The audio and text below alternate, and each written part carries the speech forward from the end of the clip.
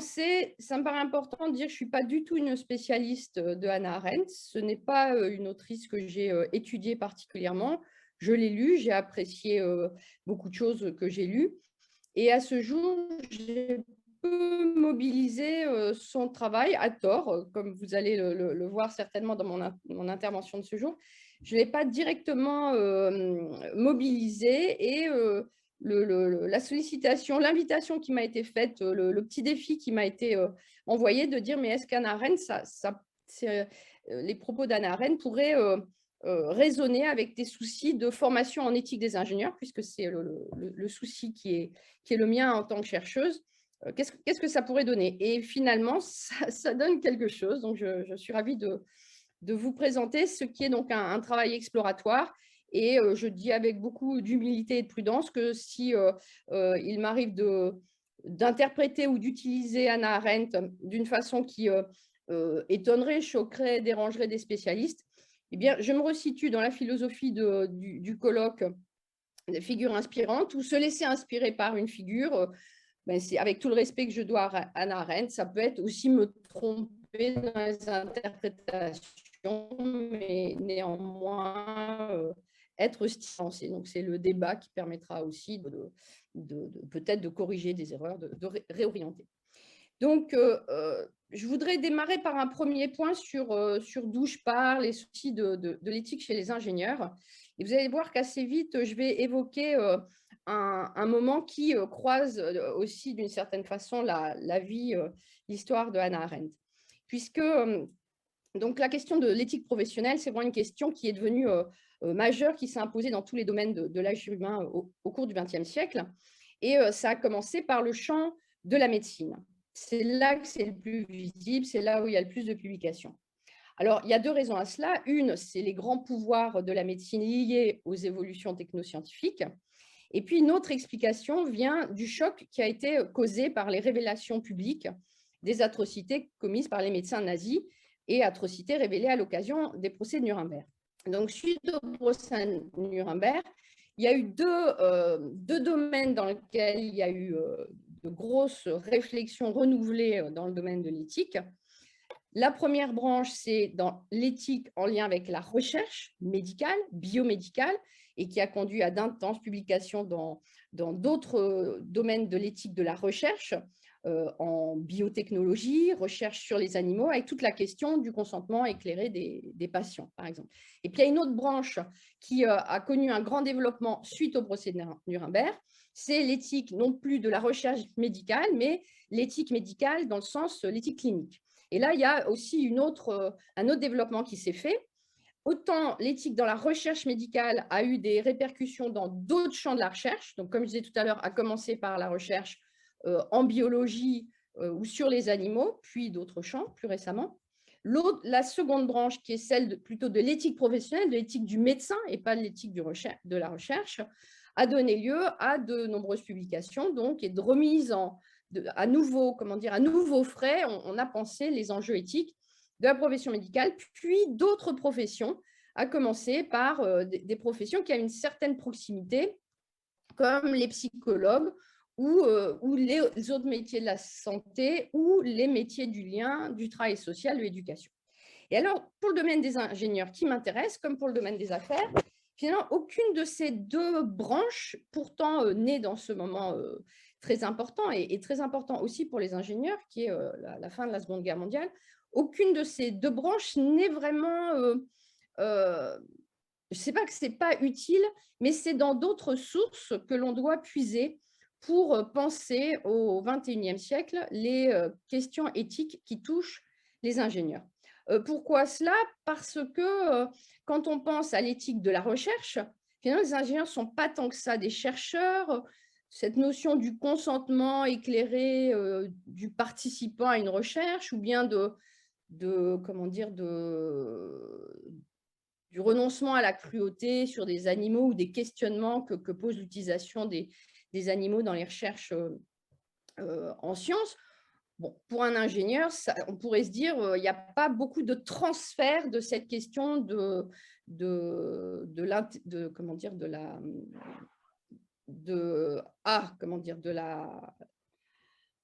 de la participation volontaire aux recherches. Donc, la première branche, celle de l'éthique des sciences, ne nous est pas forcément d'une grande utilité. L'autre branche, celle de l'éthique professionnelle, celle du médecin, elle a eu un certain nombre il y a eu un certain nombre de transferts qui se sont faits, mais plutôt aux États-Unis, où on s'est dit, cette image du médecin, du professionnel face à qui doit développer de nouveaux preuves de bienveillance, de non-malveillance, de justice, tout ça, il y a surtout aux États-Unis et dans le milieu anglo-saxon, cette image du professional, du professionnel qui détient un savoir, un pouvoir dans une situation asymétrique. C'est quelque chose qui a donc eu des effets pour d'autres professions, comme je le disais tout à l'heure, travail social, éducation, psychologie, avec asymétrie de savoir, de pouvoir.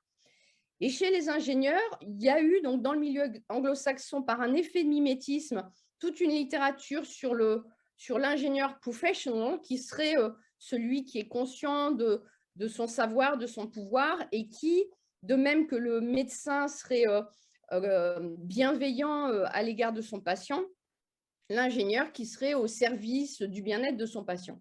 Mais c'est qui le patient d'un ingénieur? En fait, ce transfert de l'image du professional pour penser l'éthique des ingénieurs est très insatisfaisante.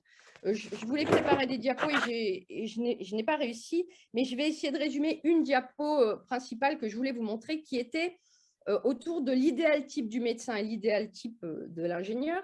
L'idéal type du médecin, du point de vue temporel, il y a une unité de temps bien souvent entre le médecin et son patient. Pour l'ingénieur, l'unité de temps n'est pas forcément là. L'action que pose l'ingénieur peut avoir des répercussions très loin dans le temps, sur des non-nés, des générations futures. Quand on pense à l'espace, à l'unité d'espace qu'il y a entre le médecin et le patient, bien souvent, alors on peut toujours trouver, je parle d'un idéal type, il y a une proximité, le patient et le médecin connaissent le nom de l'un de l'autre et partagent une unité de lieu dans la rencontre. Quelle est cette unité de spatiale pour l'ingénieur? Là encore, l'éloignement des effets d'une décision d'ingénieur peut être très important. On conçoit quelque part, on produit ailleurs, on diffuse ailleurs. Et puis, la dimension relationnelle, dans l'idéal type du médecin, on a donc ce patient qui pâtit des actions du médecin et cet agent qui sont dans une relation interindividuelle. Comme je disais tout à l'heure, qui est le patient de l'ingénieur, qui sont les patients des ingénieurs, puisque finalement, l'ingénieur travaille avec d'autres ingénieurs, avec des non-ingénieurs, et les gens qui sont susceptibles d'être des patients de ces actions peuvent être très loin et non nés. Et donc, les principes qui sont nés dans l'éthique médicale, on bute un peu. Si on veut juste les transférer, il faut aller chercher des ressources ailleurs. Alors, pourquoi Hannah Arendt peut m'intéresser quand j'essaye de dresser ce paysage de quelque chose à penser autrement pour les ingénieurs? Alors, la pensée de Hannah Arendt, c'est une vie entière consacrée à une question: qu'est-ce que nous sommes en train de faire à la condition humaine? Qu'est-ce que nous sommes en train de faire à partir de deux événements majeurs, dont un m'intéressera plus que l'autre? Donc, le premier, c'est le progrès scientifique, et l'autre, la question de la sécularisation, sur laquelle je ne reviendrai pas aujourd'hui. C'est celle du progrès scientifique qui m'intéresse. Dans la condition humaine, qui a donc été publiée en 1958, le début du récit, dans le prologue, commence avec une prouesse technologique, s'il en est. Donc, c'est le lancement réussi, un an plus tôt, donc en 1957, du satellite russe, le Spoutnik. Pour elle, cet événement est encore plus important que le développement des recherches dans la fission nucléaire. Pourquoi? Parce qu'il y a autour du lancement de Spoutnik des questions politiques, des questions militaires d'une autre nature. Mais qu'est-ce qui m'intéresse autour du Spoutnik, sachant qu'elle évoque le Spoutnik et elle évoque aussi donc, la recherche spatiale, et elle évoque aussi l'assistance médicale à la procréation qui est également en train de se développer à cette époque. Mais avec le Spoutnik, il y a l'idée d'un désir des humains d'échapper à l'emprisonnement terrestre, d'échapper à la condition humaine. Alors moi, ça m'a beaucoup parlé parce que s'il y a un projet d'ingénieur marquant du XXe siècle, il y a entre autres donc, la conquête spatiale, Spoutnik, et plus tard un premier homme sur la Lune. Alors, si je la resitue dans le paysage intellectuel de son époque, elle fait partie avec Hans Jonas et Gunther Anders des personnes, des philosophes qui ont cherché à repenser la responsabilité humaine au XXe siècle. Alors, il y a des choses chez Jonas qui me passionnent, sur lesquelles je ne reviendrai pas aujourd'hui, mais il y a quelque chose de l'ordre chez Anders et chez Jonas du catastrophisme, de l'idée de penser vraiment un avenir tragique que je n'ai pas tellement envie de creuser ici. J'ai eu envie d'aller chercher plutôt ce que Arendt pouvait nous proposer. D'ailleurs, j'invite les curieux à aller lire un philosophe que j'aime beaucoup qui s'appelle Michel Puech et qui s'intéresse aux catastrophes lentes et pas seulement aux catastrophes bruyantes et de la façon dont la technocratie peut être une catastrophe lente. Et avec Hannah Arendt, on peut penser à cette idée de la catastrophe lente. Alors, 3 points que je suis allée chercher chez Hannah Arendt qui m'ont vraiment stimulée. L'aliénation de la Terre, avec la question de la perte du sens. 2, c'est l'aliénation du monde, avec la question de la perte des espaces communs. Et le 3e point, c'est un retour sur le procès de Eichmann. Donc, ce n'est pas le procès de Nuremberg, mais plus tard un autre procès qui m'a fortement intéressée. Alors, qu'est-ce que la Terre pour Hannah Arendt? La Terre, c'est la quintessence même de la condition humaine. C'est, selon elle, la nature terrestre, c'est la seule de l'univers à procurer aux humains un habitat. J'aime beaucoup cette image de l'habitat, un habitat où ils puissent se mouvoir et respirer sans effort et sans artifice. Dans un autre texte, elle dit « La Terre, c'est ce lieu qui peut nous offrir une place où dresser nos tentes au sein de l'univers. » Donc, la Terre nous offre un espace où dresser nos tentes. Et où vivre cet intervalle de temps qu'il y a, notre séjour sur Terre, le temps. Donc l'espace, le temps, et la Terre est le lieu où peut se développer la raison. Donc cette idée de la Terre, c'est ce lieu donc, où l'on peut être humain, et donc Spoutnik qui nous invite, l'aventure spatiale qui nous invite à échapper à la Terre, c'est vraiment quelque chose qui peut nous interpeller. Alors, elle évoque 3 inventions, 3 moments de l'histoire de l'humanité très importants. J'en évoquerai qu'un ici. Donc, le premier, c'est l'invention du télescope. Le deuxième, c'est la découverte de l'Amérique. Et le troisième, c'est la réforme protestante. Alors, avec l'invention du télescope, qui finalement nous mène à un moment à la conquête spatiale, il y a un renversement de la place de l'homme dans l'univers. Il y a cette idée qu'on va pouvoir objectiver, regarder l'homme comme un objet, regarder la Terre comme un objet, objectiver la Terre. Et il y a cette idée du point d'Archimède qu'elle évoque. Je vais reprendre la citation, ce sera plus précis.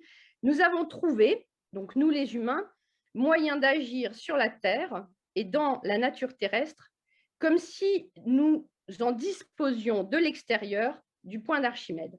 Donc cette terre fragile, ce lieu d'habitat, ce lieu où installer nos tentes, nous, les humains, commençons à en disposer. Et tout ça a commencé avec le télescope et le moyen de regarder autrement cet habitat qui est le nôtre. Et donc, nous faisons usage de la Terre comme si nous étions à l'extérieur de la Terre. C'est quoi le point d'Archimède? Ce serait ce point théorique, on serait suffisamment loin de la Terre et on pourrait avoir un levier suffisamment long pour qu'il soit possible pour un humain de d'ébranler la Terre, de faire bouger la Terre. Donc, cet éloignement qui permettrait d'ébranler la Terre, donc c'est l'image du point d'Archimède. Donc, c'est ce point hypothétique, mais l'image, c'est que la Terre devient un objet, la Terre devient, et les humains deviennent des objets, et en devenant des objets, il y a cette idée de l'aliénation de la Terre, cette objectivation. Je lisais chez un auteur qui s'appelle Jéchoua, l'objectivation comme possibilité de faire le tour d'une chose devant soi. Donc, la possibilité de faire le tour de la Terre devant soi, de la regarder comme un objet. Et quelle est la conséquence de cette prouesse finalement scientifique qui nous vient du télescope et qui se traduit par la conquête spatiale? C'est qu'il y ait une perte de la capacité de comprendre. Un certain nombre de prouesses sont possibles, mais pour lesquelles on ne peut plus mettre de mots, on n'est plus capable de les exprimer, on fait des choses qu'on n'est plus capable de penser. Et donc, il y a cette image aussi que plus on peut regarder la Terre comme un objet, plus elle nous devient étrangère. Plus on regarde l'être humain comme un objet, plus il nous devient étranger et plus l'humain se sent étranger de la Terre. Donc, l'image de l'aliénation de la Terre, c'est vraiment ça.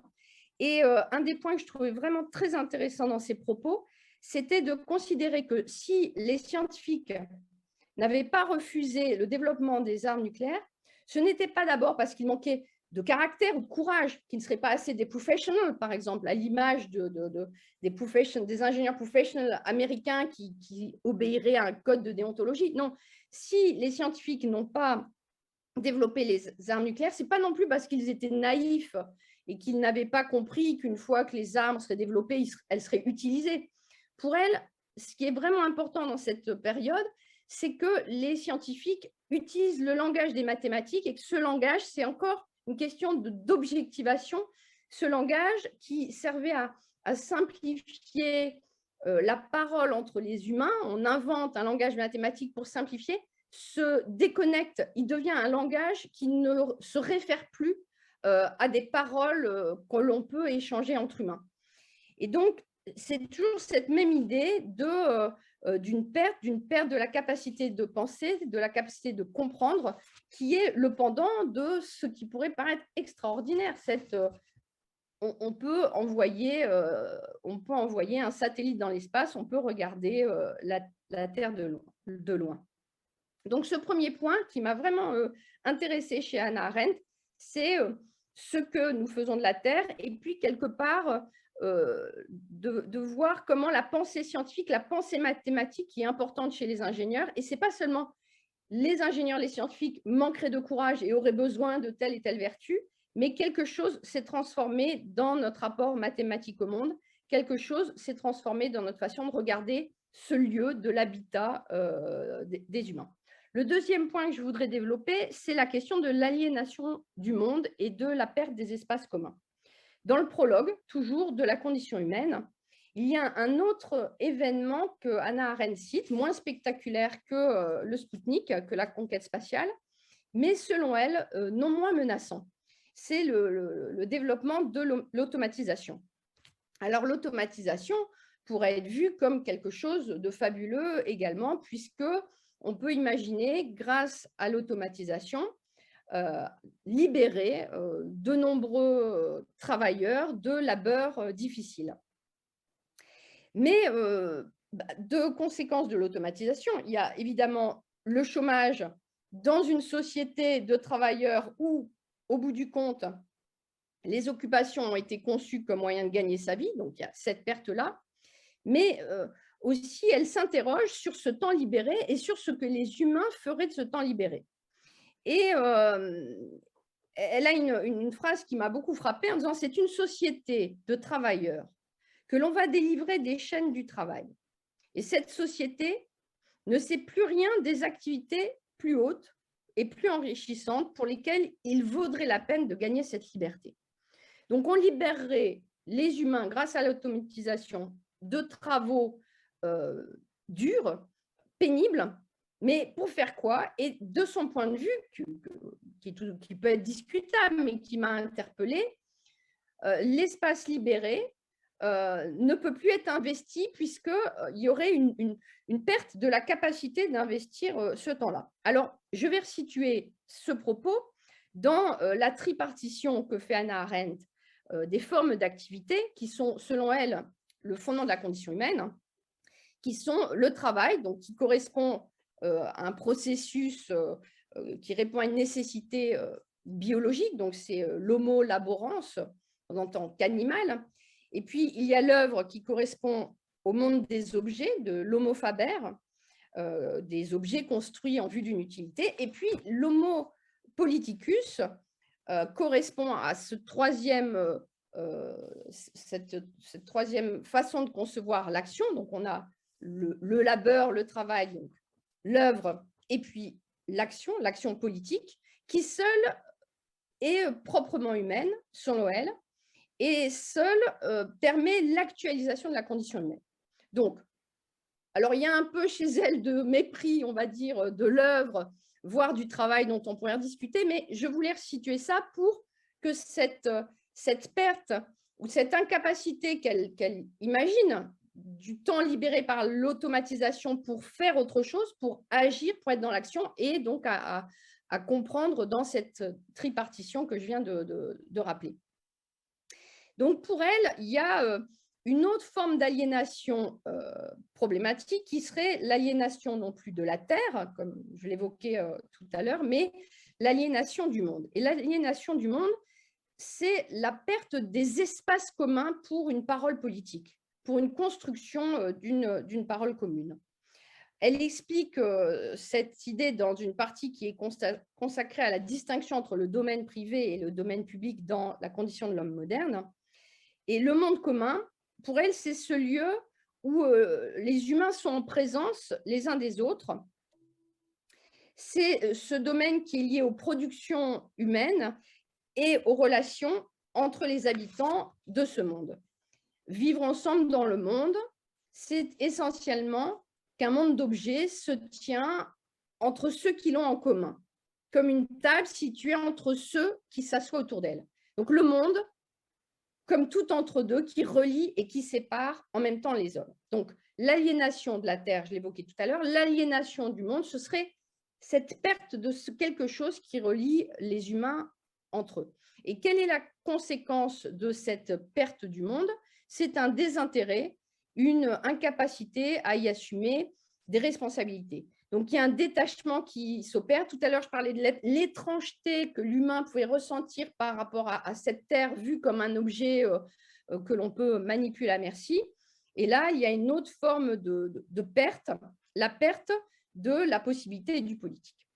Alors, le troisième point que je voulais évoquer avec vous aujourd'hui, donc, il y a l'aliénation de la Terre, l'aliénation du monde, qui, chez Arendt, m'a interpellée par rapport aux questions que je me pose par rapport aux ingénieurs, au langage mathématique, à l'intérêt, au désintérêt pour la politique des ingénieurs. J'y reviendrai tout à l'heure.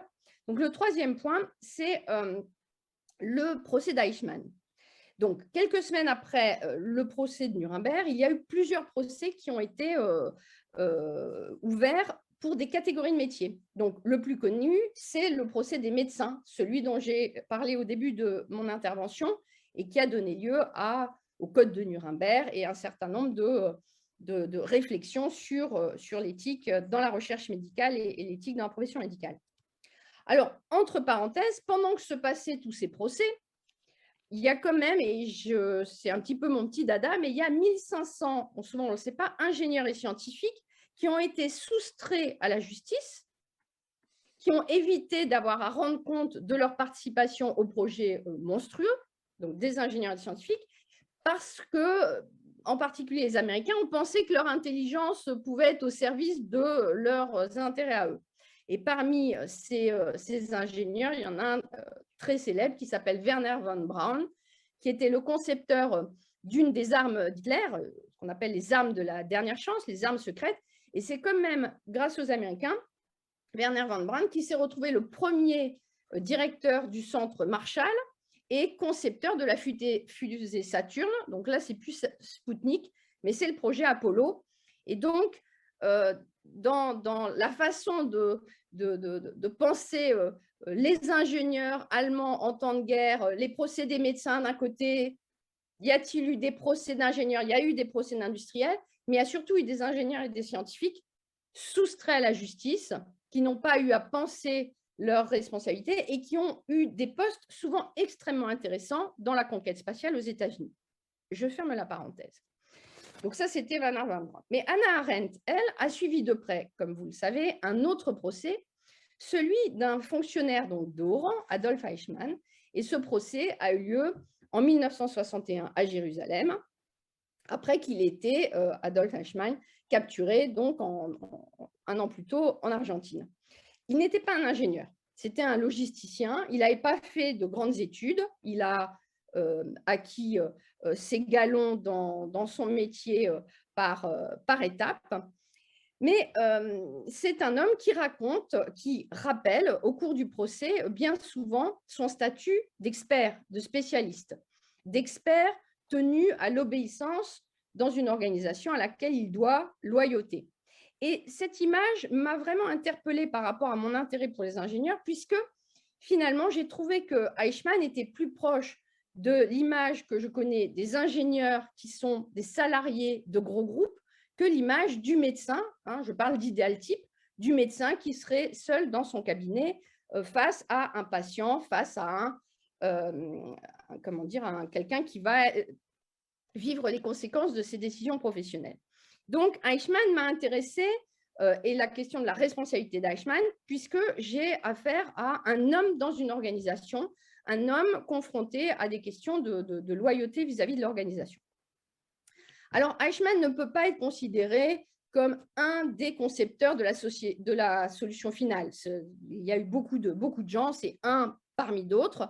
En revanche, et ça, il y a un historien qui s'appelle David Cesarini qui a beaucoup retravaillé sur le cas d'Eichmann, sur lequel, depuis le travail d'Hannah Arendt, donc Eichmann à Jérusalem, il y a eu beaucoup de débats sur la réalité de l'implication d'Eichmann, la volonté, la manière dont il était engagé, désireux de s'engager dans cette participation, sachant que tout au long du procès, il a répété qu'il obéissait aux ordres, qu'il n'y avait pas de marge de liberté pour lui. Donc tout ça a été retravaillé par des historiens.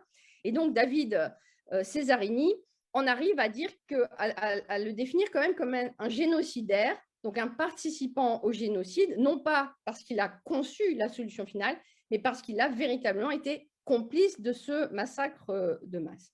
Alors, sans doute qu'il a été plus manipulateur qu'Hannah Arendt ne le dessine dans son travail, de façon volontaire ou involontaire, je n'en sais rien. Il n'était ni fou, ni un simple rouage dans l'administration, mais il raconte donc pendant les 6 mois du procès qu'il n'a fait qu'obéir aux ordres. Alors, dans un ouvrage rédigé 20 ans après Eichmann à Jérusalem, Hannah Arendt redit, lorsqu'on lui a dit qu'il y avait des alternatives et qu'il aurait pu échapper à ses devoirs meurtriers, il a insisté sur le fait qu'il s'agissait de légendes d'après-guerre nées du recul, soutenues par des personnes qui ne savaient pas ou avaient oublié comment les choses s'étaient réellement passées. Donc, 20 ans après, elle revient, puisqu'il y a eu beaucoup de débats sur Eichmann après son ouvrage, elle revient sur ce qu'elle a entendu dans le procès et sur ce que lui-même a pu dire après, qu'il n'avait pas le choix. Il a obéi aux ordres et finalement, il ne pouvait pas être responsable. C'est un reproche qui a été fait à Hannah Arendt de dessiner finalement une figure d'un homme irresponsable et donc de ne pas permettre vraiment de penser la responsabilité de ces individus qui sont dans des organisations, ces individus, ceux qui m'intéressent étant les ingénieurs. Alors, moi, ce que j'ai envie surtout de penser, c'est qu'à l'époque, il y a eu un choc. Donc, je resitue dans le moment où elle suit ce procès. Et le choc, c'est que ce qui lui paraissait impossible se révèle possible. C'est-à-dire que sa théorie, la théorie qu'elle pouvait avoir, ou les théories qu'on peut avoir sur le mal, sont remises en question par cet homme. Alors, comme je disais tout à l'heure, qu'est-ce qui est vrai de son implication? Qu'est-ce qui est... on a l'idée aujourd'hui que Eichmann était un nazi très, très impliqué dans l'idéologie nazie et pas juste quelqu'un qui obéissait aux ordres. Mais même si elle avait tort sur ce sujet, et peu importe, on ne peut pas balayer du revers de la manche ce que ça peut stimuler intellectuellement. Cette idée de l'obéissance à l'autorité. D'ailleurs, les travaux du psychologue Stanley Milgram après-guerre ont on donnait l'impression qu'en effet, il pouvait y avoir des êtres humains qui ne sont pas ni fous ni monstrueux, qui peuvent, dans certaines conditions, être au service du mal. Et c'est quelque chose qui nous interpelle. Donc moi, Eichmann, donc troisième point qui a pu m'interpeller, c'est cette figure de la banalité du mal qui m'interpelle, qui interpelle les ingénieurs dans le système, dont beaucoup peuvent dire mais je n'ai pas le choix, je n'ai pas de marge de liberté. Alors pour des choses moins tragiques que ce que raconte Eichmann, mais pour les questions écologiques, pour des questions de conditions sociales, pour des questions de délocalisation, qu'il n'y aurait pas d'autre façon de faire. Et donc, pour moi, il y a une nouvelle figure de la responsabilité qui peut se dégager de ces lectures. En tout cas, moi, c'est un petit peu ce qui m'est venu. Et je pensais à cette phrase très célèbre pour nous en France, cette petite phrase responsable mais pas coupable. Et alors, dans l'affaire du sang contaminé. Et moi, j'avais envie avec Hannah Arendt de dire, ben, c'est plutôt pas coupable mais quand même responsable. Qu'est-ce qui fait qu'on peut ne pas être coupable des effets du réchauffement climatique? Hein, je veux parler aujourd'hui maintenant des ingénieurs qui m'intéressent dans mes travaux de recherche et de la formation des ingénieurs. Ne pas être coupable quand on a 20 ans, 22 ans de ce qui est à gérer et malgré tout se sentir responsable.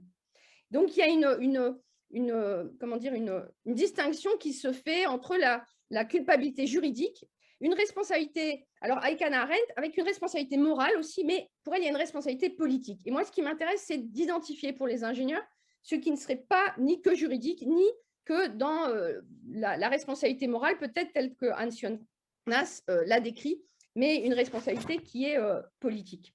Donc, pas responsable mais pas coupable, mais plutôt pas coupable et quand même responsable. Cette responsabilité, avec Hannah Arendt, elle vient de notre condition humaine. C'est le prix à payer, écrit-elle, parce que nous ne vivons pas seuls, mais parmi d'autres hommes, et que la faculté d'agir, qui est après tout la faculté politique par excellence, ne peut s'accomplir que dans l'une des nombreuses et diverses formes de la communauté humaine. C'est cette appartenance à la communauté humaine qui me rend responsable de ce dont je ne suis peut-être pas coupable. Que faire alors? Quelques pistes. Alors, déjà, ne pas perpétuer le mal. Ça, c'est quelque chose que j'ai trouvé dans un ouvrage qui a été publié en 2003 en anglais, traduit en 2009, Responsabilité et jugement, où elle revient un peu sur des reproches qui lui ont été faits sur le travail sur Eichmann, qui pourrait être vu comme une entreprise de déresponsabilisation de l'homme, hein, ce rouage dans la machine. Et donc là, c'est plusieurs conférences qui datent des années 70 qui ont été publiées, où elle revient sur ses réflexions sur la banalité du mal.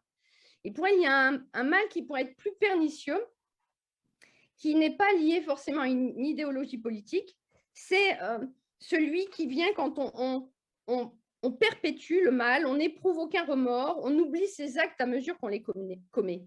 Alors moi, ça fait écho fortement à la question du moindre mal. C'est-à-dire que j'entends souvent en entreprise, j'entends souvent des industriels dire oui, mais si on ne fait pas ça, il y aurait pire. Oui, c'est un moindre mal, mais comment garder en tête que c'est malgré tout un mal, que le moindre mal reste un mal, de ne pas s'habituer et donc ne pas perpétuer. Donc ça, c'est une idée que j'ai trouvée chez elle aussi.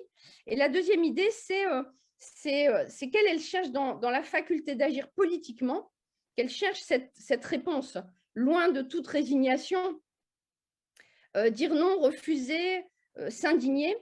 Alors, chez les ingénieurs, je vois cette notion d'indignation et de refus de baisser la tête à travers une image qui est assez développée, qui s'est beaucoup développée aux États-Unis depuis déjà longtemps, depuis les années 70, qui est le lanceur d'alerte.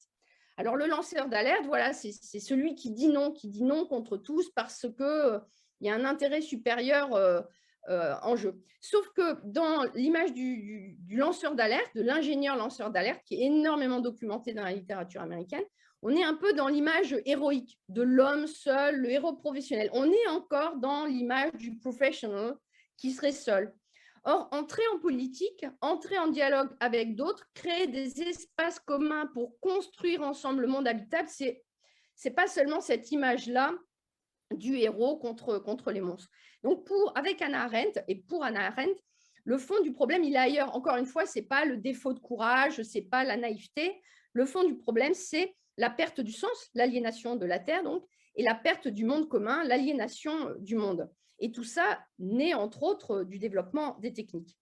Alors, pour mes ingénieurs, c'est une invitation qui ne va pas du tout de soi, puisque c'est une invitation à entrer en politique et pas seulement à entrer en philosophie, qui est quelque chose qui pourrait les intéresser, mais à entrer en politique. D'ailleurs, Hannah Arendt, elle ne se définit pas comme philosophe, mais comme politologue. Et pourquoi? Parce que pour elle, le travail de la philosophie a été trop longtemps, selon elle, avec l'idée de fuir, de contempler. Et pour elle, ce qui importe, c'est de vivre et d'habiter ensemble, humainement, le monde, la Terre. Dernier point avant de conclure, pour mes ingénieurs, aussi pour les scientifiques, il y a cette idée d'entrer en politique et de se faire citoyen du monde. Se faire citoyen du monde, ce n'est pas seulement entrer en politique, apprendre à dialoguer avec les citoyens, apprendre à leur expliquer ce qui pourrait aller mal, ou leur expliquer ce qu'il faudrait faire, qui serait encore une posture paternaliste. Et là, je viens chercher plutôt chez le philosophe américain Langdon Winner l'idée qu'il s'agit d'inclure la volonté d'engager autrui dans un travail difficile. Donc, pour les ingénieurs, d'engager autrui dans un travail difficile qui consiste à décider ensemble ce que l'on veut faire des technologies et comment y faire face avec intelligence. Donc, une première image, ce serait l'ingénieur qui éclaire les profanes. Une deuxième image avec Langdon Winner, l'ingénieur qui engage autrui dans ce travail difficile, donc qui ne le fait pas seul. Mais avec Hannah Arendt, il y a aussi l'idée que les savants et les ingénieurs, comme citoyens du monde, c'est à eux de rejoindre une discussion politique qui se fait déjà sans eux. Donc, ce n'est pas seulement d'initier dans cette image qui pourrait être paternaliste de ceux qui savent vers les autres, mais de ne pas laisser cette discussion se faire sans eux, d'aller aussi dans l'arène. Le seul moyen de développer une compréhension commune, de comprendre ce que nous faisons, de comprendre ce que nous vivons, de créer des lieux d'échange. Pourquoi cette pluralité est-elle si importante chez Hannah Arendt? Parce que ce sont les hommes et pas l'homme qui vivent sur la Terre et qui habitent le monde. Donc, ce sont les hommes dans cette pluralité, donc pluralité, savants, profanes, ingénieurs, patients, agents, pour revenir aux propos qui m'intéressent. Bon, alors, pour conclure, je suis allée un petit peu dans tous les sens. Hein. Vous voyez, je me suis laissée inspirer par la lecture d'Hannah Arendt. Il y a quand même ces 3 points qui pour moi, peuvent être vraiment à retravailler en lien donc avec mon souci d'une formation éthique des ingénieurs qui ne conduirait pas que à développer les vertus, le courage, la compréhension des enjeux, par exemple, écologiques et sociaux, mais de comprendre ce que c'est que vivre ensemble, de comprendre qu'est-ce qui s'est passé avec ce langage mathématique qui peut faire que le monde nous semble étrange et qu'on se sent étranger du monde. Donc, c'est quelque chose de beaucoup plus, je vais dire, plus profond que les codes de déontologie. C'est autre chose, c'est une autre proposition avec une dimension politique. Maintenant, la question qui peut se poser, c'est est-ce qu'une école d'ingénieurs est un lieu où faire tout ça? Est-ce qu'on a à faire cette éducation morale, civique, citoyenne des futurs ingénieurs, ou est-ce qu'une école d'ingénieurs est là pour former des techniciens, des gens qui vont occuper correctement leur métier?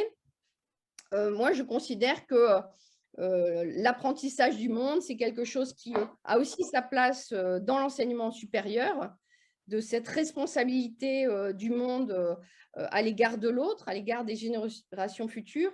Et il y a toute cette notion de pas coupable mais responsable qui renvoie pour moi aussi aux soins, soigner la terre, se soigner soi, se soigner les uns les autres, et la terre qui est quelque chose à soigner pour qu'on puisse y habiter ensemble durablement. Donc pour moi, c'est un challenge pour la formation, une autre façon de penser la formation éthique des ingénieurs. Voilà, je vous remercie de votre attention. C'était un plaisir. Merci.